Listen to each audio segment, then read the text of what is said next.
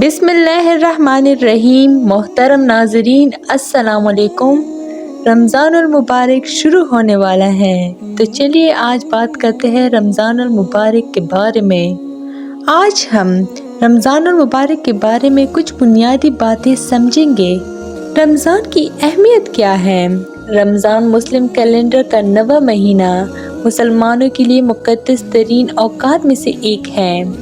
ये वो महीना है जिसमें ये ख्याल किया जाता है कि कुरान पाक आसमान से मर्दों और औरतों के लिए रहनुमाई, हिदायत का ऐलान और निजात के ज़रिए के तौर पर नाजिल हुआ था।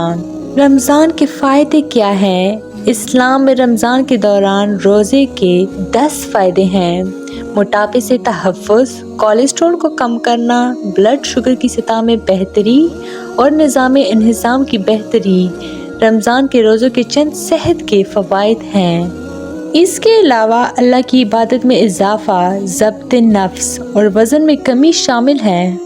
अब बात करते हैं कि रमज़ान मुबारक के पीछे आखिर कहानी क्या है।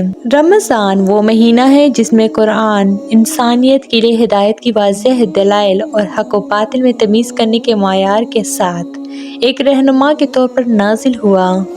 बस जो इस महीने में मौजूद हो वो रोज़े रखे। अब बात करते हैं रमज़ान मुबारक की अहमियत की वजूहात क्या हैं।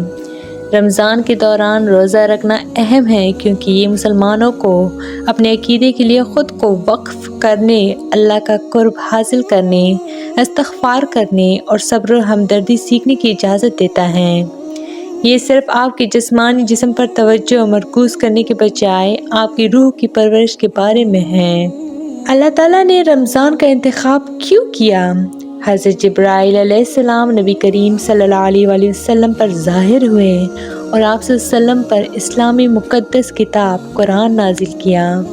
ये वही लैलतुल क़द्र या क़द्र की रात के बारे में ख्याल किया जाता है कि रमज़ान के दौरान हुआ था।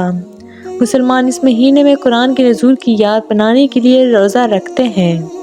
तो ये थी मेरी आज की वीडियो। मज़ीद इस तरह की इस्लामी वीडियोस के लिए मेरे चैनल को लाइक, शेयर और सब्सक्राइब ज़रूर करें। Stay tuned for more. Thanks for watching.